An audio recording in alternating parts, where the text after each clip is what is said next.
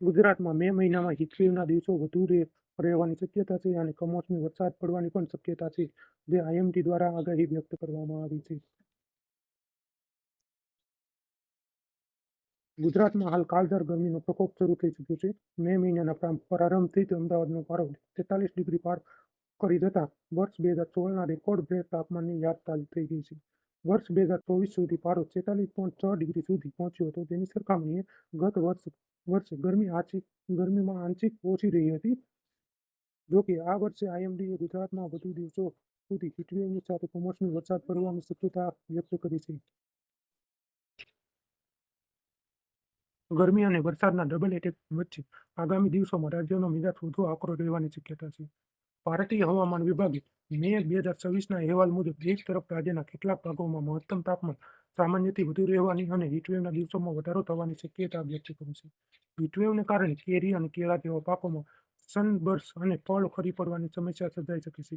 બીજી તરફ રાજ્યમાં સામાન્ય સ્થિતિથી વધુ વરસાદ રહી શકે છે. તેના કેટલાક વિસ્તારોમાં મે મહિનાના બીજા સપ્તાહમાં 3 ઇંચ સુધીનો વરસાદ ખાબક્યો હતો. છતાં મે મહિનાના પાછલા 6 થી 7 વર્ષોની સરખામણીએ રેકોર્ડ બ્રેક ગરમી પડી હતી. 2024માં મે મહિનામાં 23મી તારીખે અમદાવાદમાં તાપમાનનો પારો 46.6 ડિગ્રીનો પહોંચ્યો હતો.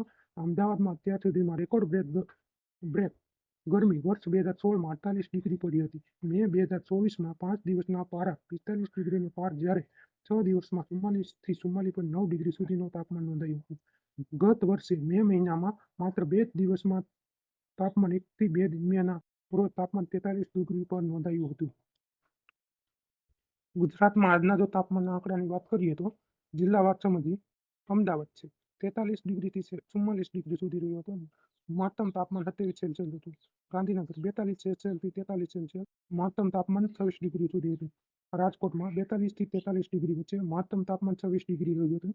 સુરેન્દ્રનગરમાં 42 ડિગ્રીથી 43 ડિગ્રી, મહત્તમ તાપમાન 46 ડિગ્રી. અમરેલીનું તાપમાન 41 ડિગ્રીથી 42 ડિગ્રી, મહત્તમ તાપમાન 25 ડિગ્રી. ભાવનગર 44 થી 41 ડિગ્રી વચ્ચે રહ્યું હતું. મહત્તમ તાપમાન 26 ડિગ્રી.